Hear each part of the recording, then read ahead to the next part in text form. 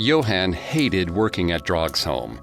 While the structure was beautiful, he had learned in school about the prisoners held in the castle for everything from heresy to treason. He did not like the idea of sharing a space with all those memories. But he needed the money. So he accepted the plumbing job and walked the 9 miles it took to reach the castle from his house. A buggy ride was too expensive, and he could only dream of owning a car one day. Perhaps when he was rich, like the American tourists. It was normal to hear rats moving around the old space as the Baron's new touches were added. The frantic scraping of claws along the metal pipes offered a strange kind of music as the storm clouds rolled in. Johann swung his hammer into the wall. He saw a flash of something reach through the hole, but it was gone when he tried to grab it. Rats didn't scream. They chewed and clawed and squeaked, but they did not scream. It defied all logic, but some primal part of him said that someone needed help. Johann ripped pieces of the wall away, revealing the older stones beneath. He attacked the mortar with the claws of his hammer. The screams grew louder as he pulled stones free. His arms burned as he fought the wall itself, clawing to get what was behind it. Only when he breathed again did he see he'd made a hole big enough to search through. He lit a match and reached out into the void. There was a flicker of pale fabric first, so white it was nearly dust. He adjusted his position so he could push his other hand into the darkness that threatened to swallow up the match's meager light. He gently pulled at the strands, his fingers searching blindly.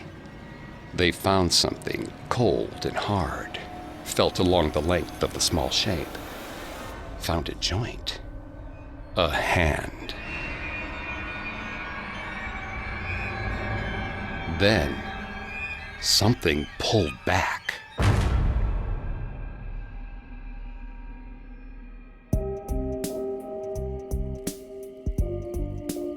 Welcome to Haunted Places, a Parcast original. I'm Greg Polson. Every Thursday, I take you to the scariest, eeriest, most haunted, real places on Earth.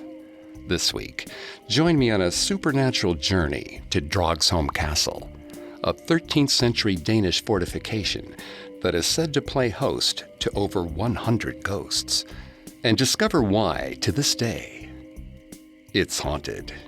At Parcast, we're grateful for you, our listeners. You allow us to do what we love. Let us know how we're doing. Reach out on Facebook and Instagram at Parcast and Twitter at Parcast Network. And if you enjoyed today's episode, the best way to help us is to leave a 5-star review wherever you're listening. It really does help. We also now have merchandise.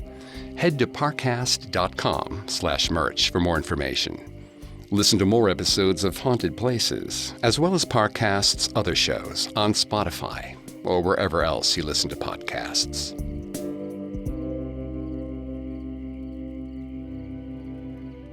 Dragsholm Castle is so named because it was a place where ships sailed on land. The fortification stands overlooking the Nexelu Bay on Zealand, the largest and most populous island in Denmark after Greenland.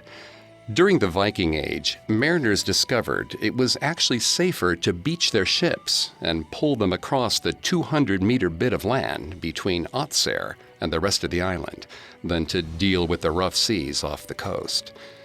The area became known as a dragging place, or Drog. Before Dragsholm Castle's current iteration, there was a previous structure with a mix of Gothic and Roman architecture built in the late 1100s. By 1215, the building developed the box with the courtyard ground plan we see today. It would be updated in the 15th century to keep up with the Renaissance style. But after a 4-month siege during a Danish civil war, it was partially converted into a prison to hold the political and religious enemies of the winner of that war, the newly crowned Christian III. To be in prison in Dragsholm was a kind of living death. There was no hope of clemency or acquittal. You would spend your days in wretched cells, listening to your captors cavorting up above, while rats skittered below.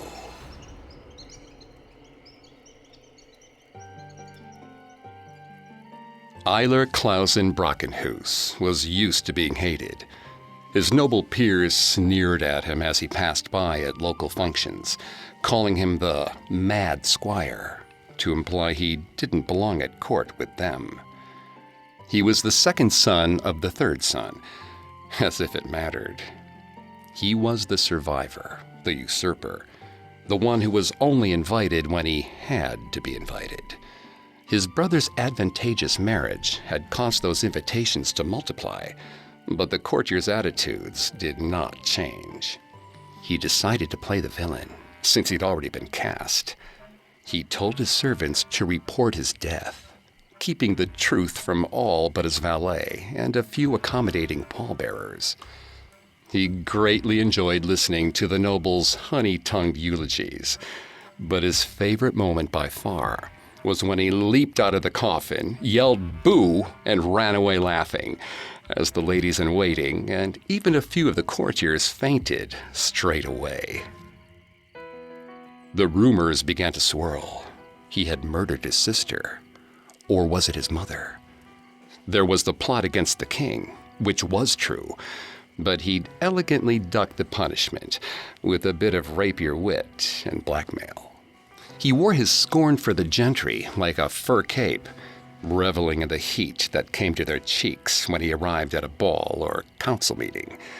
But his new wife was not as self-assured. His brother's body had not yet gone cold when Eiler began his seduction of his sister-in-law, Margrethe. While she fell for his charms easily, he could tell that the circumstances of their affair bothered her. Still, it seemed to be the only thing that bothered her about him, which left her in little company indeed. She believed in his redemption, and who was he to deny her if she wished to absolve him of his sins in her embrace?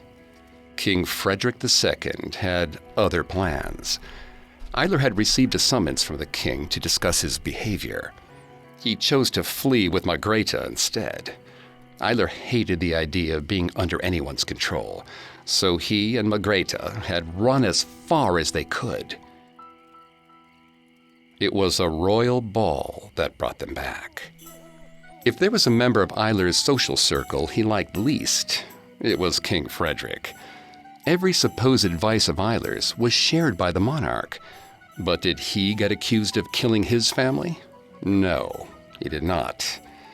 Margrethe had wanted to attend, and as always, he could not deny her. He had a dress commissioned for her, and hired a carriage to take them all the way to Dragsholm. The invitation had said they would be guests of honor, and Margrethe, in all her innocence, had been touched, excited. Eiler suspected they were about to face a very awkward night, and a potential court case. Margrethe kissed his fears away. She told him that forgiveness was next to godliness, and no one was closer to God than the king. They could start their life together in full view of society now. The king had pardoned them. True to the invitation, they were announced as honored guests. They danced and chatted with other nobles. The men who used to balk at being invited to the same event as him were now gleefully shaking his hand and carrying on what they thought were highbrow conversations. Eiler found himself looking left and right, waiting for a tittering of laughter from behind him, a spill on his shirt that was supposedly an accident, a barbed remark in soft tones. But nothing came. Instead, people wanted to know what he had to say. They agreed with him. They encouraged him. With his brother dead, he had truly become the first son. Eiler found himself being swept up in the heady sensation of acceptance. Margrethe was the belle of the ball, but he was certainly the toast of the evening. But the king had yet to put in his appearance. His throne sat empty in the great hall as everyone mingled in the space in front of it. They ate a sumptuous feast before returning to the hall once more. Eiler felt the cold metal against his skin before he saw the guards. The smiles of the nobles around him grew wider. They had all known this was coming. One last humiliation from the king. Frederick was perhaps more interesting than Eiler had given him credit for. Eiler asked the guards if he was permitted a moment to speak with the king, to congratulate him on manipulating Eiler back to his godforsaken castle. The guards kicked him at the back of the knees in response. Prisoners didn't get to make requests. As they dragged him out of the hall, Eiler tried to find Margrethe's radiant face in the jubilant crowd. He found her as the great door was just about to close. But she did not sob the way he had expected. One perfect tear slid down her porcelain cheek, falling until it reached her smiling lips. His dungeon cell was damp and cold. Water dripped from the ceiling into a puddle on the floor. There was a window, but he could see nothing but yawning darkness. For hours, he sat in silence. Then, he heard something. It sounded like Margrethe. Her gentle footfalls were out of place in the dingy darkness, and he had to swallow his own impulse to tell her to turn back. He moved closer to the bars to check the hallway. In the low light, he could barely make out her dainty feet. But they weren't connected to a body. The feet paced the corridor, back and forth in front of Eiler's cell. He watched them closely, trying to figure out the trick of the light. He had decided that Margrethe's smile had been a sad one, an act of self-preservation. But court was cruel, and Margrethe was hopelessly naive. His mind raced with visions of his beautiful wife being set on the long dining room table in the great hall, the carving knife cutting through her ankles. The sour sting of vomit filled his nostrils. A moment later, he realized it was his own. Near dawn, the noises stopped. Eiler had visions of the guards bringing Margrethe down to his cell, piece by piece. But instead, he was tossed a gray-looking slab of meat and then left alone. His mind whispered to him that the meat might be what was left of his beloved. He could not eat it. The next night came, and there were no feet wandering by his cell. The spell had been broken. Perhaps Margrethe had been saved. A head, covered in sheets of dark hair, peeked into his cell. He could not see a face. The longer he stared, the more he noticed the breaks in the skin along the scalp. Slowly, two horns started to protrude. They broke through the skin and grew, curving outwards and then inwards at the very top. Blood splattered along his skin in a mist, and then a spray, as the horns widened in the skull. The demonic head's inky hair moving softly with every animalistic breath. Just as quickly as the head had appeared, it was gone, its horns fading into the night. He woke in the night because he could not move his head. The horns that had sprouted from the faceless head were now on either side of his neck. The stale stench of death hit his face. Eiler shut his eyes tightly. He could feel the horns growing again, twining around his neck and squeezing. A slab of meat hit the stone floors. The creature was gone. Eiler raced to the bars and asked the guards if they had seen the foul beast that had tried to trap him in this place. They only turned their backs and walked away. Eiler let the cold bars soothe his heated skin.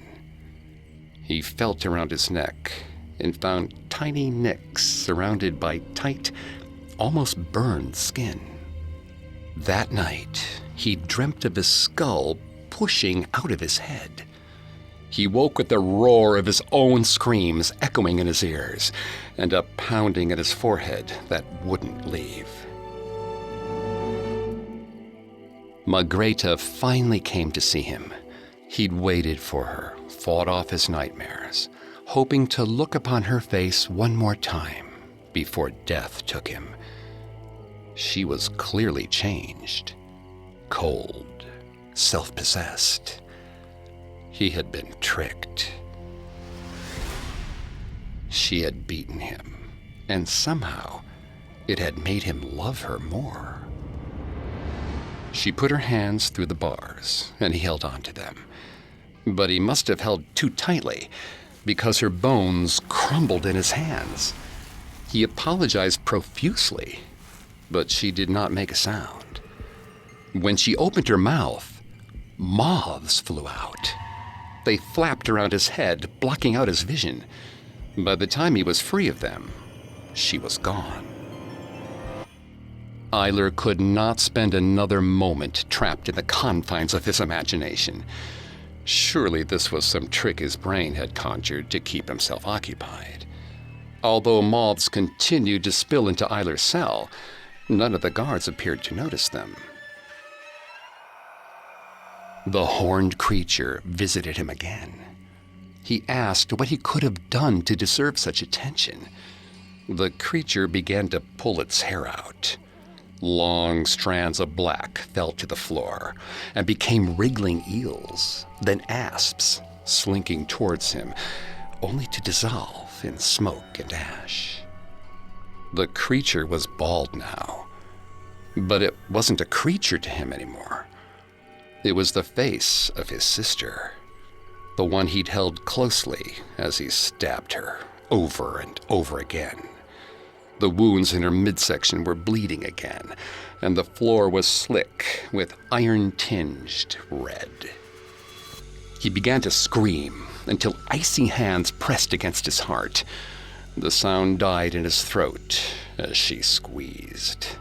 There was no emotion in her face, just a cold curiosity. The sort of expression he had worn as he killed her. Eiler begged her to let him live. For the briefest of instants, her face was replaced by Margrethe's smile. The two merged into an abomination.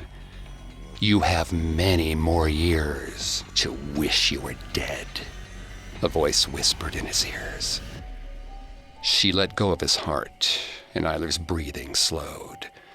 But he knew he was being watched, and that he would never be alone again.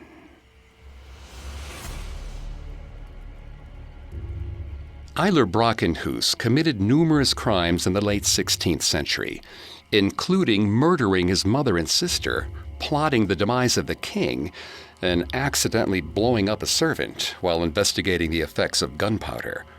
Brockenhuis had begun an affair with Margrethe Rantzau, his brother-in-law's widow.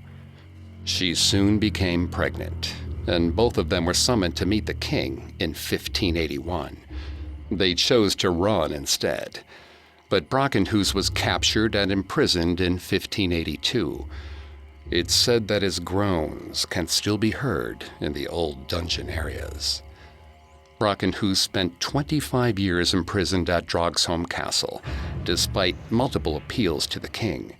He was left below to be forgotten for a quarter of a century. But at least they fed him. Other victims of Dragsholm Castle weren't so lucky. When we come back, we'll meet a far more unexpected prisoner in Dragsholm Castle, and she did it all for love. Now, back to the story. It is said that Dragsholm is home to over 100 ghosts, but two are most prominent, a white lady and a gray one. You might think these castle ghost staples would be vague and quiet, but the legends of Dragsholm Castle's two poster women couldn't be more different or more strange. The Grey Lady is a strangely happy ghost. This medieval serving girl worked at Dragsholm and struggled with a painful toothache. The master of the castle gave her a poultice to cure her pain, but she passed away shortly after. It's said that she haunts the castle as a benevolent spirit, seeking to do good deeds to show her gratitude. The White Lady is another matter entirely. While the Grey Lady searches for ways to help, the White Lady hopes to find the person she's lost, the one person she can't ever have. Célina Beauvais and her father Hans had rarely ever been on the same page. While he was practical, she was less so. He feared that the passions of the French Revolution would make it to their shores and put the nobility at risk. She disliked the radicals' methods, but believed her class could use a little shaking up, a reminder of their responsibility to the lower classes. Despite their quarrels, Célina had always loved her father. He listened to her, even if he didn't agree, until it came to the subject of marriage. Hans had called Célina to dinner with the king. On their way down, he explained that he had accepted a proposal for her. She was to be married the next year to a fellow nobleman, Ludwig Hansen. Ludwig had gone through 3 wives already.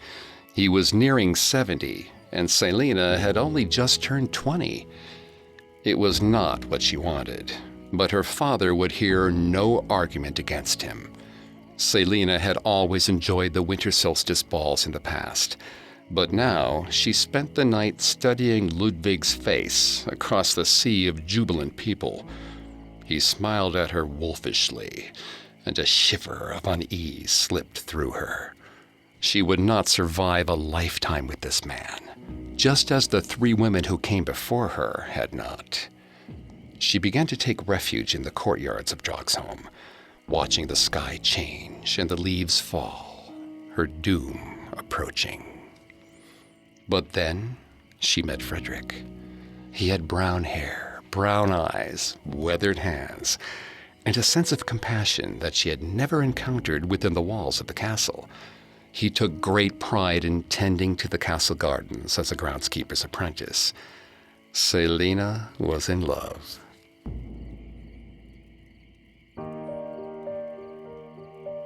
She tried desperately to explain that she couldn't marry Ludwig, to convey how deeply she loved Frederick.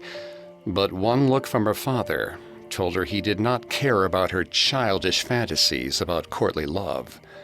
But her and Frederick's love had moved beyond courtly very, very fast. Célina soon realized she had missed several courses. She was pregnant with Frederick's child, and she would not be able to conceal it for long. Ludwig might still marry her, but he would make her pay for her love. She needed an escape. Frederick promised to meet her at 2 a.m. outside the Great Hall. From there, they would make it on foot as far as they could before reaching port. Célina would pawn her jewelry to pay for the ride, and they would be out of Denmark in a day. Célina paced in her room for hours.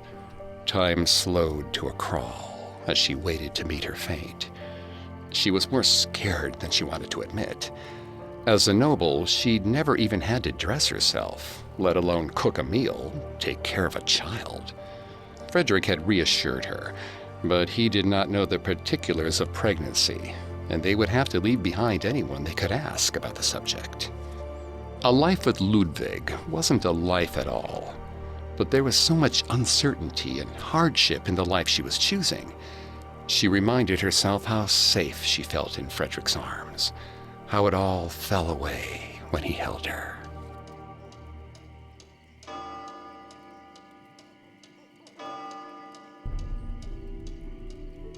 She slipped out of her room, her cloak wrapped tightly against the cold, concealing a small satchel on her back. The castle guards paid her no mind as she wandered the familiar hallways, silently saying goodbye to the walls that had been her home for so many years. She could barely make out Frederick's figure in the dark courtyard. In spite of the gleaming full moon, the walls were too high to allow much light to carry, and the 4 floors of windows were dark and empty, aside from an infrequent guard's torch passing around the white square. She watched his silhouette for a moment.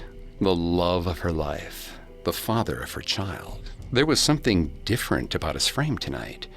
He seemed more confident, more at ease. If he believed in their love, so could she. She took several steps forward. A strange metallic smell lingered in the air. The whole castle held its breath. Then, a door slammed on the other side of the courtyard. Selina turned, panicked. Castle guards stepped out of the shadows, their boots crunching in the new snow and ice. She had prepared a story for them, but they had no interest in speaking. They grabbed her and dragged her towards Frederick's shadowy figure. But it wasn't him. The broad chest she loved so much about Frederick was actually the shape of a large starched coat. The dark-shaped, somewhat short stature wasn't a result of bending over flower beds too much. That slightly curved back had been caused by age. It was Ludwig. He had been waiting for her. A torch was lit, and she could see his sinister smile glinting orange in the dim light. Her father emerged from the shadows. Selina's mind could not work fast enough to put the pieces together. The smell of blood was overpowering everything else. Her vision swam. Panic raced through her veins. She could not stop herself from throwing up. She backed away slowly until her knees gave out, and she fell to the snow-covered cobblestone. But there was more than snow beneath her. The white was stained red. Red and melting. Fresh. There was blood on her hands. More blood than she'd ever seen. She didn't have time to wonder where it came from. She had to find Frederick. Ludwig cleared his throat loudly, the sound echoing off the stone. She could not meet his gaze. He took 3 easy strides toward her and lifted her chin so she was forced to look at him. He told her that the servants here were handsomely paid to report any indiscretions. He was not an unkind man. He had let her have her fun before the wedding. But he would not be left by some slip of a girl that had fancied herself in love with a peasant. Selina tried to remain calm despite the thunderous beating of her own heart. The iron smell from the ground made her eyes water. But it was his casual cruelty towards her that made one traitorous tear slip down her cheek. Frederick would have gotten away. He was smart. He would save her. Ludwig caught the tear with his finger. She recoiled in revulsion. Selina looked to her father for sympathy or an explanation, but he would not even look at her. He stood near Ludwig like a guard dog prepared for attack. Selina set her lip, felt the heat rise within her. She swore at him, glaring that she would never marry him. She knew what love was, and Ludwig was incapable of it. Ludwig retreated into the shadows for a moment. She could hear the tear of flesh and the cracking of bones, but she could not understand what was happening. A moment later, he returned. He threw something at her feet and called it a token of his benevolence. It was a human heart. With sickening clarity, Frederick's loss crashed into her, nearly knocking the air out of her body. It was the only piece of him that she would ever get, and she could not bring herself to touch it. Ludwig headed in the opposite entrance with some of the guards. Her father, however, stayed rooted to his spot. She tried to speak to him, but he would not utter a sound. Moments passed as Selina lost the battle with her own emotions and began to sob. She felt the press of a hand on her shoulder and looked up. It was not her father. It was a castle guard. He bound her hands in irons. She screamed at her father to do something, to stop this. Finally, Hans spoke. He told her that actions had consequences, and she would now meet hers.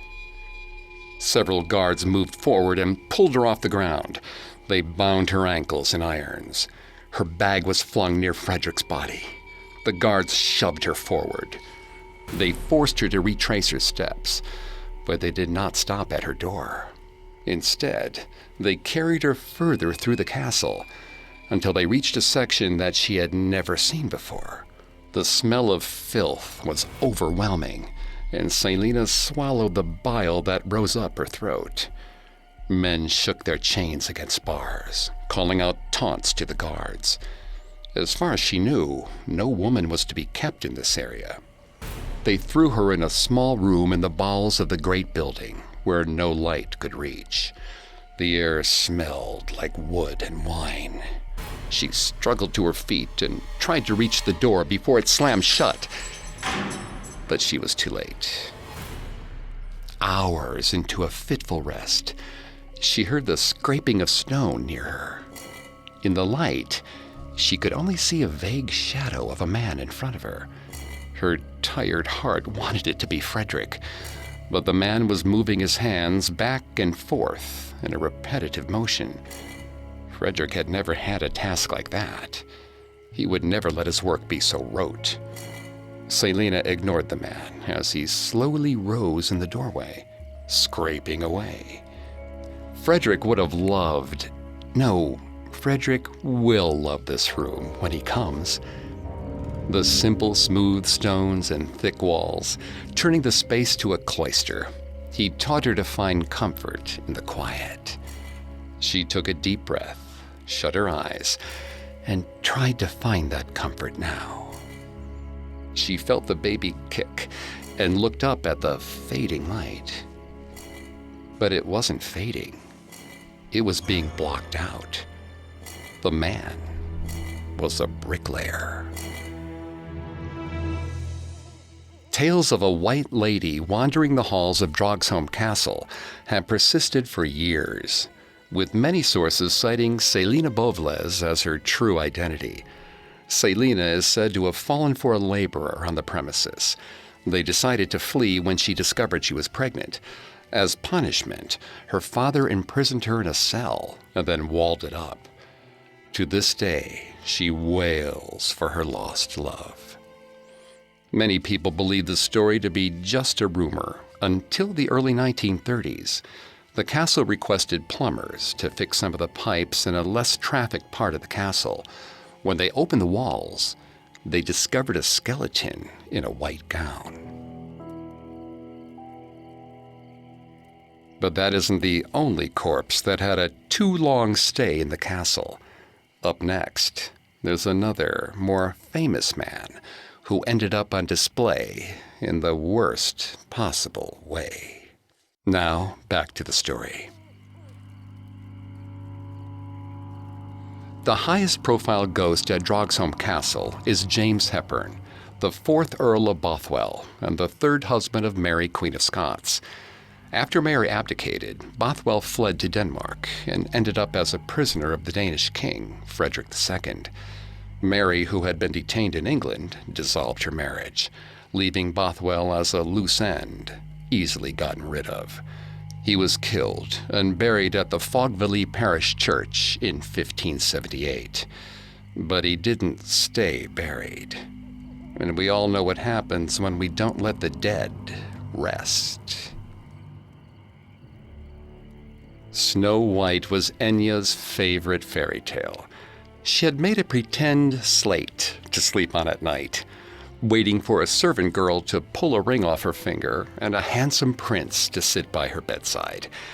While she eventually outgrew her pretend slate, she never outgrew the idea of her prince.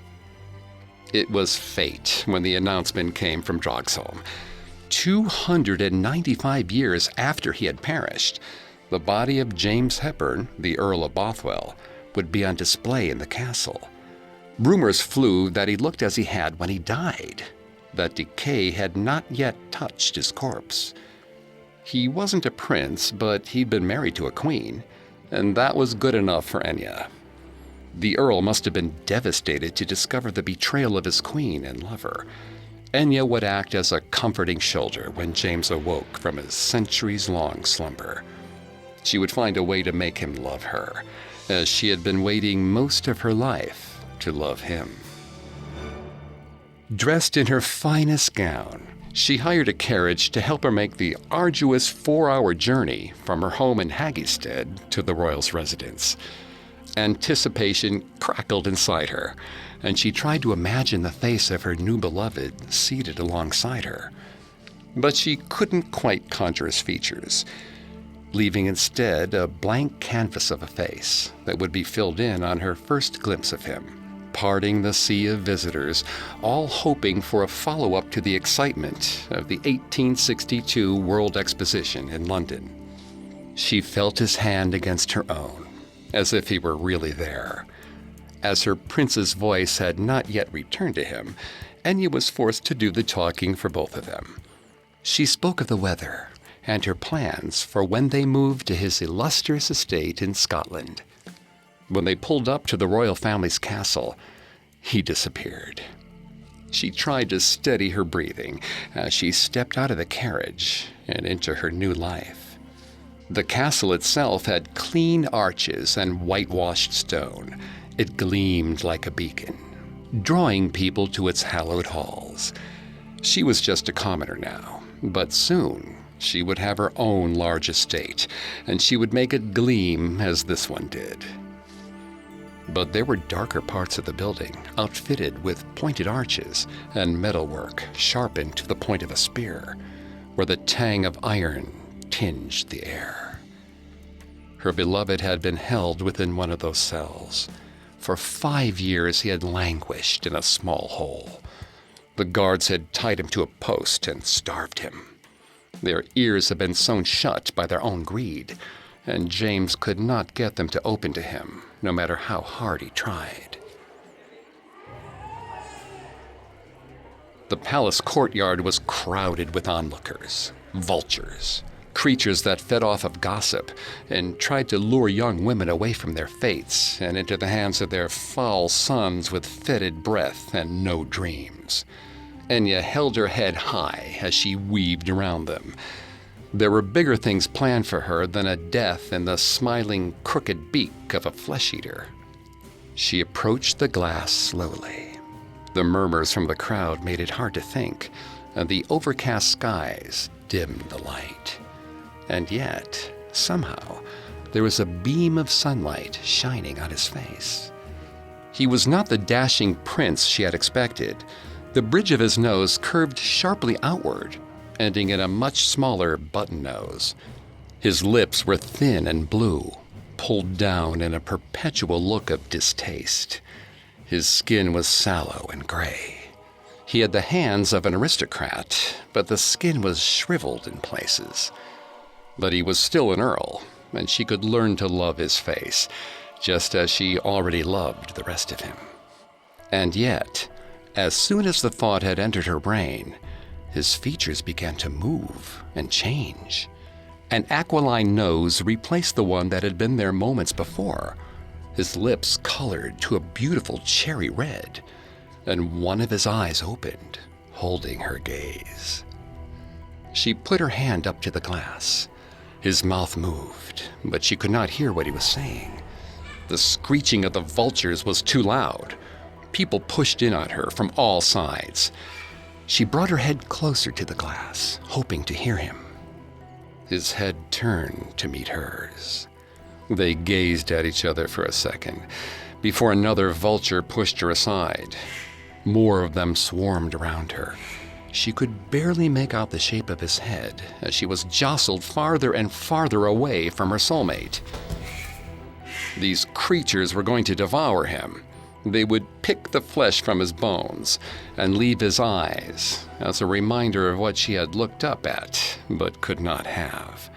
They were cruel and heartless. She could not let them win. Enya pushed and shoved her way forward. The crowd swelled around her, and she fought them off. She scratched at the ones she could reach and screeched back at those she couldn't. A path cleared for her, and she made her way closer to the front. But the vultures had already left their mark. James's body was changing again. Those cherry-red lips were peeling off of his face. The skin around his eyes swelled until even his deep brown irises were obscured. The skin on his hands sloughed off. He was fading. One of the onlookers had done this to him. They cursed her prince, and she was running out of time to set him free. Enya banged on the glass, but it would not give. She struck it over and over again as the steady thump of guards' boots loomed ever closer. If they got a hold of her, she would never be able to save him. The rest of his body bloated, and the colors changed from peach to orange to a sickly green and gray. His nose slid off his face. Enya punched through the glass case. She tried to rip a ring off his finger, but the whole hand came off. She tried again. This time the ring slipped free, and she heard the faintest intake of breath. He was alive. She had done it. She broke more of the glass away from him and ignored the stinging of her arm, the slick, warm liquid sticking to her fingers. Enya ducked her head into the hole she had made. Glass ripped into her scalp, but it did not dissuade her. The guards were struggling to hold her, yelling at her to stop, but she couldn't. Not yet. Enya rested her head against James's chest and felt the faintest hint of a heartbeat. She pushed through the darkening of her vision and crawled further. Her lips almost touched his before the guards pulled her away. Pain stabbed at her sides as she yelled for her prince to save her. But the glass case was empty.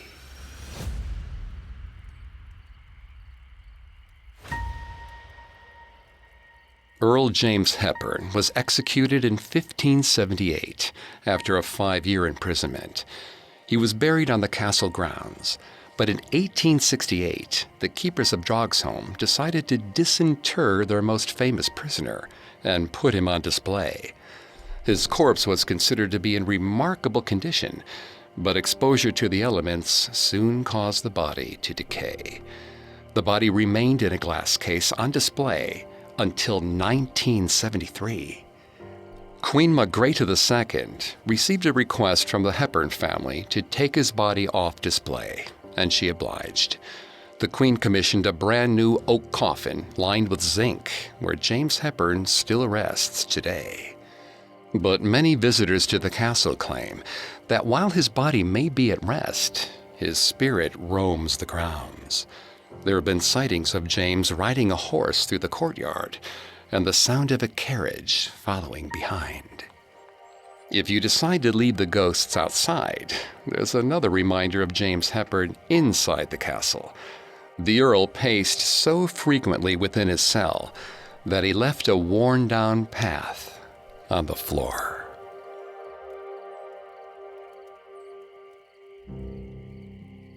Dragsholm Castle is a luxury hotel now, with 2 restaurants, one of which just got its first Michelin star. The brick depths of the castle have been turned into a wine cellar and tasting room. The 100 ghosts mostly behave themselves, though Bothwell and the White and Grey Ladies make frequent appearances, and the hotel and restaurants do remarkable business, despite the potential for a supernatural soiree. But history doesn't forget, and neither does Dragsholm Castle.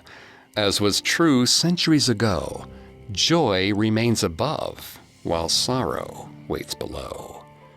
The only thing that has changed is that sorrow languishes in the past, and joy fills the present. In 1965, Danish author Thorkild Hansen wrote, "For a while serving as a prison, Dragsholm was also the setting for the fine life of the lord of the estate. The king came to visit, and there were hunting parties in the castle hall, weddings in the chapel, and balls in the great hall. The guests ate saddle of venison and drank spiced wine, danced and courted, and if occasionally a half-smothered wail could be heard from behind the walls, it interrupted neither the cheerful laughter nor the tender kisses. It might, after all, just be a calving cow or a stallion whinnying in the stables. Dragsholm does not smile again, but it looks like life. Happiness and wretchedness sleep under the same roof, and in the winter nights the storm rides in from the Kattegat and covers it all, howling in the chimneys, and then it is already out over the wide La Mayfjord, and then La Mayfjord is already dried out, and the tears have dried away. And what does it matter now who shed tears of joy and who shed tears of misery? It is all the same at Dragsholm. But when the misery has been so dark and so deep for so long, be careful, lest the joy of a divine meal be interrupted by a woman in tears who runs down the corridor, only to disappear halfway.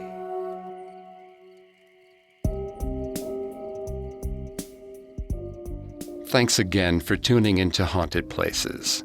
We'll be back on Thursday with a new episode. For more information on Dragsholm Castle, amongst the many sources we used, we found History Scotland magazine's report on the castle, extremely helpful to our research. You can find more episodes of Haunted Places, as well as all of Parcast's other shows on Spotify, or wherever else you listen to podcasts. Several of you have asked how to help us. If you enjoy the show, the best way to help is to leave a 5-star review. And don't forget to follow us on Facebook and Instagram at Parcast, and Twitter at Parcast Network. I'll see you next time. Haunted Places was created by Max Cutler, is a production of Cutler Media, and is part of the Parcast Network. It is produced by Max and Ron Cutler, with sound design by Kenny Hobbs. Production assistance by Ron Shapiro and Paul Mahler. Additional production assistance by Maggie Admire and Freddie Beckley. This episode of Haunted Places was written by Lil D. Ritter and Jennifer Richey. I'm Greg Polson.